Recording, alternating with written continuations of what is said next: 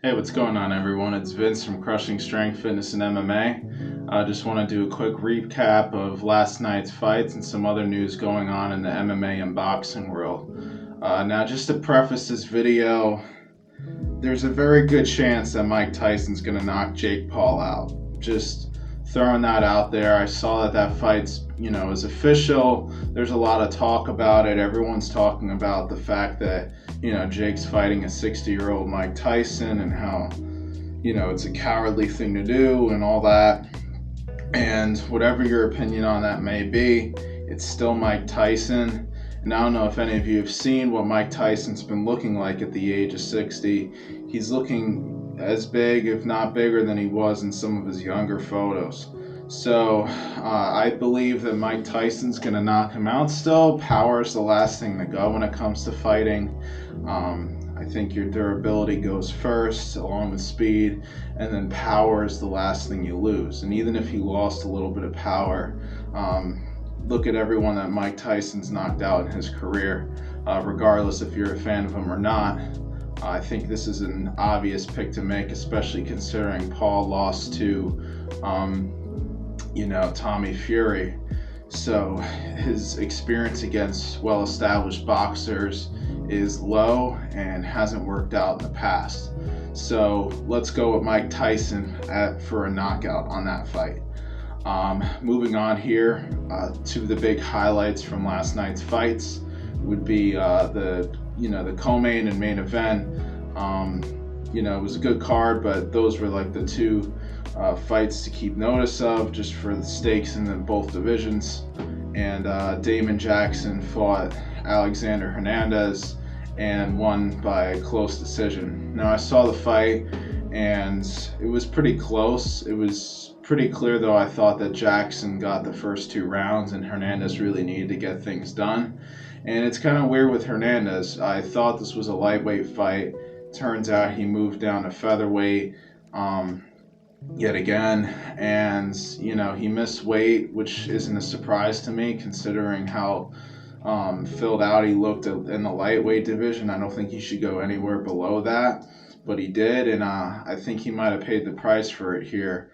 Just looking at Alex's career so far in the UFC, I think that he had a lot of potential going in, especially after that big Beneil Dariush knockout in his debut in only 43 seconds. He had so much potential going in, great cardio, strong muscular guy, good wrestling, good power on the feet. Yeah, ever since that fight, it's been like a Michael Johnson thing where it just doesn't look like he's able to tap into his potential at all.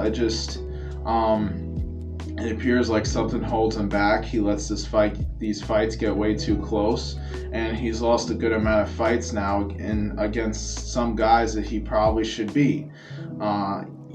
Looking back on Jackson when he first got to the UFC years ago, I know he's improved since then, but I still think Hernandez fighting him is a very winnable fight for Hernandez, yet he just couldn't get it done. And that's been the story of a lot of his last few fights. So it's just been unfortunate, man. He had a lot of potential, but who knows? Maybe he'll turn it around as time goes on. Main event was Brendan Allen versus Chris Curtis. Short notice fight for Curtis.